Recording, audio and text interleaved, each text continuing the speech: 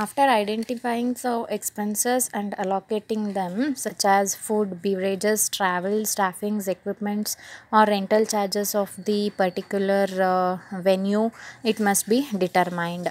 So the next thing after identifying the expenses comes here is get the quotes, that is getting the quotation from various contractors. Why is because to compare with the parties and to choose the best one with low cost and high quality one.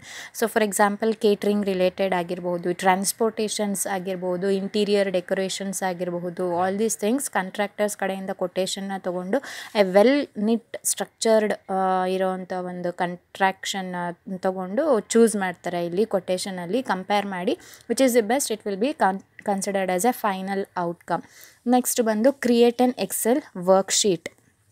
ಯಾಕೆ ಇದು Excel ವರ್ಕ್ಶೀಟಲ್ಲಿ ಬಜೆಟನ್ನು prepare ಮಾಡ್ತಾರೆ ಅಂತಂದರೆ in order to identify the cost per person ಎಷ್ಟಾಗುತ್ತೆ. So for example ಈಗ corporate event ನಡೆಸ್ತಾ ಇರ್ತಾರೆ, ಒಬ್ಬ ವ್ಯಕ್ತಿಗೆ ಆಡಿಯನ್ಸ್ ಕಡೆಯಿಂದ ಒಬ್ಬ ವ್ಯಕ್ತಿಗೆ ಎಷ್ಟು ಚಾರ್ಜ್ ಮಾಡ್ತಾರೆ. ಫಾರ್ ಎಕ್ಸಾಂಪಲ್ ಆನ್ಲೈನ್ ಟಿಕೆಟ್ ರಿಜಿಸ್ಟ್ರೇಷನಲ್ಲಾಗಿರ್ಬೋದು ಅಥವಾ ಅವ್ರಿಗೆ ಪರ್ಟಿಕ್ಯುಲರ್ ಆಗಿ food accommodate ಮಾಡ್ಬೋದಾಗಿರ್ಬೋದು.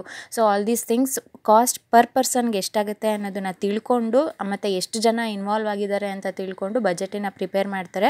That is individual person ಮೇಲೆ ಕಾನ್ಸಂಟ್ರೇಟ್ ಮಾಡಿದಾಗ ಇಲ್ಲಿ ಜಾಸ್ತಿ ಎಕ್ಸ್ಪೆಂಡಿಚರ್ಸ್ನ ಖರ್ಚು ಮಾಡೋ ಅಂಥ ಅವಶ್ಯಕತೆ ಬರೋದಿಲ್ಲ. It is a method of following the cost cutting method ಅಂತಲೇ ಹೇಳ್ಬೋದು.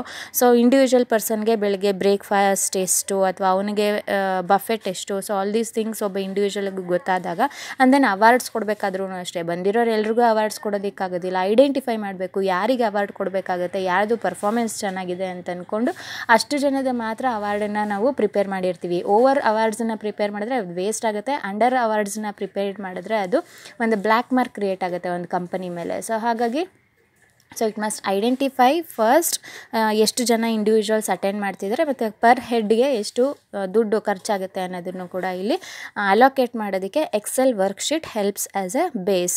Next enter data into the budget. Finally after agreeing on the decisions by all the parties, that is upper parties ಇಂದ ನಾವು permissions ತೊಗೋಬೇಕಾಗುತ್ತೆ, stakeholders ಕಡೆಯಿಂದ, authorities outside authorities ಕಡೆಯಿಂದ ನಾವು ಕೆಲವೊಂದು ಲೈಸೆನ್ಸನ್ನು ತೊಗೋಬೇಕಾಗುತ್ತೆ. ಸೊ ಆಫ್ಟರ್ ದ್ಯಾಟ್ ಫೈನಲೈಸ್ ಆಯಿತು ಅಂತಂದಮೇಲೆ the budget comes into actual work which is necessary to enter the data in computer related methods na follow ಮಾಡಿ ಒಂದು ಡೇಟಾನ ಎಂಟ್ರಿ ಮಾಡಬೇಕಾಗುತ್ತೆ. Next is computer aided event budget. So as I previously said that entering data into budget ಅಂತಂದರೆ ಎಲ್ಲಿ enter ಮಾಡಬೇಕು ಅಥವಾ Excel worksheet ಎಲ್ಲಿ work ಆಗುತ್ತೆ, only with the help of computers, right. And more over in today's modern world ಯಾವುದೇ ರೀತಿಯಾದ companies even the small companies ಆಗಿರ್ಬೋದು ಒಂದು ಮ್ಯಾನ್ಯುವಲ್ ಮೆಥಡ್ ಆಫ್ ಬುಕ್ ಕೀಪಿಂಗ್ನ ಯಾರೂ ಫಾಲೋ ಮಾಡ್ತಾ ಇಲ್ಲ ಬಿಕಾಸ್ ಆಫ್ ವೇರಿಯಸ್ ಅದರಿಂದ ಡಿಸ್ಅಡ್ವಾಂಟೇಜಸ್ ಇರೋದ್ರಿಂದ. Okay, the next thing is computer aided event management. So here comes the more use of internet access and publicity in social medias using various tools because it is very easily accessible compared to the manual record keeping system, and hence computer aided event management is moving fast forward in today's world. So following are the types of computer aided event management. ಯಾವ ಥರ ಒಂದು ಕಂಪ್ಯೂಟರ್ನ use ಮಾಡಿಕೊಂಡು ಒಂದು event management ಬಳಸುತ್ತೆ ಒಂದು ಕಂಪ್ಯೂಟರ್ನ ಅಂತಂದರೆ internet access is must and should ಅಲ್ವಾ. ಸೊ ಇಲ್ಲಿ ಇಂಟರ್ನೆಟ್ ಆ್ಯಕ್ಸಸ್ ಇಲ್ಲ ಅಂತಂದರೆ usage of computer will be not so effective. Next comes video conferencing. In case take example ಇವಾಗಿಂದೇ ಆಗಿರ್ಬೋದು, ಎಲ್ಲ ಕಡೆ ಲಾಕ್ಡೌನ್ಸ್ ಆಗ್ತಾಯಿದೆ, ಒಂದು ಕಡೆಯಿಂದ ಇನ್ನೊಂದು ಕಡೆ ಕಮ್ಯುನಿಕೇಟ್ ಮಾಡಬೇಕು ವಿಚ್ ಈಸ್ ಟು ಬಿ ಡೈರೆಕ್ಟಾಗಿ ಕಮ್ಯುನಿಕೇಟ್ ಮಾಡಬೇಕು ಅಂತಂದರೆ video conference in order to ask the consent of all the parties involved in the event, ಒಂದು ಕಡೆ ಅವ್ರನ್ನೆಲ್ಲರೂ ಸೇರಿಸಿ ಒಂದು ಕಾನ್ಫರೆನ್ಸ್ ಮಾಡಬೇಕು ಅಂತಂದರೆ video conferencing helps a lot. Next use web casting, that is ಏನು ನಮ್ಮ ವೆಬ್ ಬಗ್ಗೆ ನಮ್ಮ ಕಂಪನಿ ಬಗ್ಗೆ ವೆಬ್ಸೈಟಲ್ಲಿ ಪಬ್ಲಿಷ್ ಮಾಡೋದನ್ನು ವೆಬ್ ಕಾಸ್ಟಿಂಗ್ ಅಂತ ಕರಿತೀವಿ. ಅದು www. so and so event company ಅಂತ ಕೊಟ್ಟಾಗ ಅದನ್ನು ಕ್ಲಿಕ್ ಮಾಡಿದಾಗ ಔಟ್ಸೈಡ್ ಕಸ್ಟಮರ್ಸ್ ಈಸಿಯಾಗಿ ಅದನ್ನು ಒಂದು ಕಂಪನಿ ಬಗ್ಗೆ ಕಂಪ್ಲೀಟ್ ಇನ್ಫಾರ್ಮೇಷನ್ ತಿಳ್ಕೊಳ್ಳೋದಕ್ಕೆ ಯೂಸ್ ಆಗುತ್ತೆ. ನೆಕ್ಸ್ಟ್ ಬಂದು use of smart phones. Obviously in today's world all of them will be held up with the smart phones. So smart phones ಇದ್ದಾಗ ಈಸಿಯಾಗಿ ಒನ್ ಬೈ ಒನ್ ಕಮ್ಯುನಿಕೇಟ್ ಮಾಡೋದಕ್ಕೆ ಸಾಧ್ಯ ಆಗುತ್ತೆ. Next creation of Facebook pages, Twitters ಆಗಿರಬಹುದು. So ಆ ರೀತಿ ಒಂದು Facebook ಪೇಜಸಲ್ಲಿ advertisements ಮಾಡಿದಾಗ ಒಂದು ಯೂತನ್ನ ಅಟ್ರ್ಯಾಕ್ಟ್ ಮಾಡಬೇಕು. ಸೊ ಆ ರೀತಿ ಒಂದು ಬಳಸಿದಾಗ ಏನಾಗುತ್ತೆ, ಸೋಷಿಯಲ್ ಮೀಡಿಯಾಸ್ದಲ್ಲಿ it becomes more effective. Next mailing systems. As you all know that one ಇಂಡಿವಿಜುವಲ್ಗೆ ಒಂದು ಪರ್ಟಿಕ್ಯುಲರ್ ಮೆಸೇಜ್ನ ಕಮ್ಯುನಿಕೇಟ್ ಮಾಡಬೇಕು ಅಂತಂದರೆ ಮೇಲ್ಸ್ ಯೂಸ್ ಮಾಡ್ತೀವಿ. It will be considered as a official system of communication ಅಂತಲೇ ಹೇಳ್ಬೋದು when the mailing systems are used. What are the advantages of computer aided event management? Obviously there are many advantages by using the computers. So ಅದರಲ್ಲಿ ನಿಮಗೆ almost ಗೊತ್ತಿರುತ್ತೆ, but still we will analyse one by one. And ಇದನ್ನು ಓನಾಗಿ ಕೂಡ ನೀವು ಬರೀತೀರಾ ಅಂತ ಅಂದ್ಕೊಂಡಿದ್ದೀನಿ ಎಕ್ಸಾಮಿಗೆ ಬಂದಾಗ. So but still I am going to analyse some points here. Easy data management, because it saves the records, all the previous events ಆಗಿರ್ಬೋದು, ಪ್ರೆಸೆಂಟ್ ಇವೆಂಟ್ಸ್ ಆಗಿರ್ಬೋದು, it saves the records. So ಹಾಗಾಗಿ data management is not a difficult task.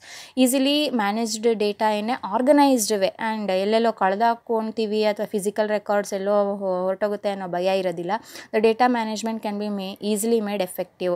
Increased efficiency. Data is managed in a systematic manner here, right? So therefore it can get quick information and reliable information wherever necessary. Next third comes is reduces workload.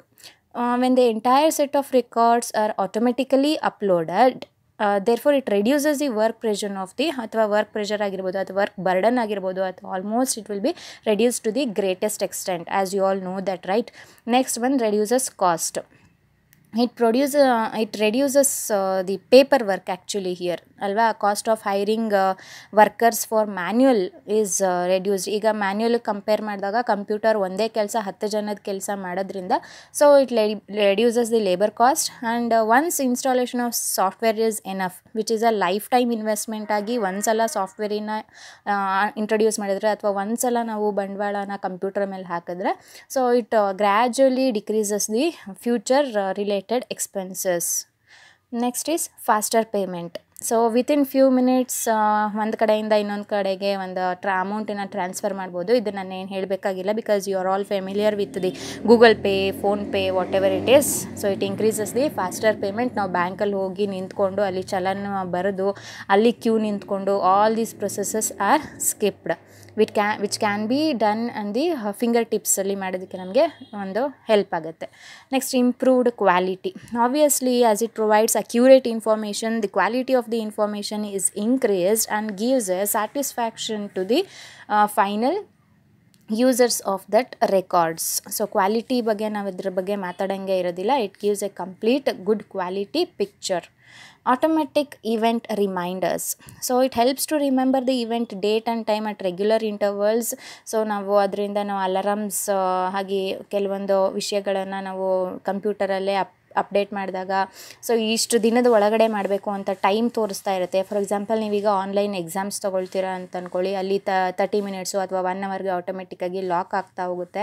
So ಅಲ್ಲಿ ನಿಮ್ಗೆ ತೋರಿಸ್ತಾ ಇರುತ್ತೆ ಇನ್ನು 30 minutes remaining, ಇನ್ನು 15 minutes remaining ಅಂತ. So you will be very cautious in doing that exams very neatly within that set period of time. So it acts as a automatic event reminders. Next is online registration. So as you all know that ಯಾವುದೇ ರೀತಿಯಾದ ಒಂದು ಈಗ for example ticket ಬುಕ್ಕಿಂಗ್ಸೇ ತೊಗೊಳ್ಳಿ, ಒಂದು film ಏನಾದರೂ ticket booking ಮಾಡಬೇಕಾದ್ರೆ ನೀವು ಆನ್ಲೈನಲ್ಲಿ ಫಸ್ಟು ಬುಕ್ಕಿಂಗ್ಸ್ ಮಾಡ್ತೀರಾ, ರಿಜಿಸ್ಟರ್ ಮಾಡ್ತೀರಾ. ಸೊ ಹಾಗೆಯೇ it can be registered their names in online. ಯಾವಾಗ ಈ ಆನ್ಲೈನ್ ರಿಜಿಸ್ಟ್ರೇಷನ್ ಸ್ಟಾರ್ಟ್ ಆಗಿದಾಗ ನಮಗೆ avoidance of crowd and also it saves time. ನಾವಲ್ಲಿ ಹೋಗಿ ಕ್ಯೂವಲ್ಲಿ ನಿಂತ್ಕೊಳ್ಳೋ ಅವಶ್ಯಕತೆ ಇಲ್ಲ, ಮತ್ತು ಆ ಕ್ರೌಡ್ ಮಧ್ಯೆ ಹೋಗಿ ಸಿಕ್ಕಾಕೊಳ್ಳೋ ಅವಶ್ಯಕತೆ ಇಲ್ಲ. ಈಸಿಯಾಗಿ ನಮಗೊಂದು ಮೆಸೇಜ್ ಬಂದಿರುತ್ತೆ, ಅದನ್ನು ತೋರಿಸ್ಬಿಟ್ಟು ವಿ ಕ್ಯಾನ್ ಮೂವ್ ಫರ್ದರ್ ನಮ್ಮ ಆ್ಯಕ್ಟಿವಿಟೀಸ್ನ ಫಾಲೋ ಅಪ್ ಮಾಡ್ಬೋದು. The next is generation of report. Any type of report can be generated here. ನಮಗೆ ಫಿಸಿಕಲ್ಲಾಗಿ ಮೇಂಟೈನ್ ಮಾಡಿದಾಗ ನಾನು ಏನು ಜರ್ನಲ್ ಮಾತ್ರ ಮೇಂಟೈನ್ ಮಾಡಿರ್ತೀನಿ, ಲೆಜರ್ ತೋರಿಸಿ ಅಂತಂದರೆ ಇನ್ನೂ ಮೇಂಟೈನ್ ಮಾಡಿಲ್ಲ ಅನ್ನೋ ಒಂದು ಆನ್ಸರ್ ಬರುತ್ತೆ. ಬಟ್ ಇಲ್ಲಿ ಜನ್ರೇಷನ್ ಆಫ್ ರಿಪೋರ್ಟ್ ಏನು ಮಾಡುತ್ತೆ ಅಂತಂದರೆ any type of report automatically journal prepare ಆಗಿದ ತಕ್ಷಣ ಅದು automatically within a few seconds ನಾವು ಅದನ್ನು ಲೆಜರಾಗಿ ಕನ್ವರ್ಟ್ ಮಾಡ್ಬೋದು. And then from that ledger trial balance ಆಟೋಮೆಟಿಕ್ಕಾಗಿ ಪ್ರಿಪೇರ್ ಆಗುತ್ತೆ. ಸೊ P&L ಅಕೌಂಟ್ ಆಗಿರ್ಬೋದು, ಬ್ಯಾಲೆನ್ಸ್ ಶೀಟ್ ಆಗಿರ್ಬೋದು, ವೇರಿಯಸ್ ಕ್ಯಾಶ್ ಸ್ಟೇಟ್ಮೆಂಟ್ಸ್ ಆಗಿರ್ಬೋದು, ಯಾವುದೇ ರೀತಿಯಾದ ರಿಪೋರ್ಟ್ ಬೇಕು ಅಂತಂದರೆ ವಿತಿನ್ ಸೆಕೆಂಡ್ಸ್ ನಮಗೆ ಜನ್ರೇಟ್ ಮಾಡಿ ಕೊಡುತ್ತೆ.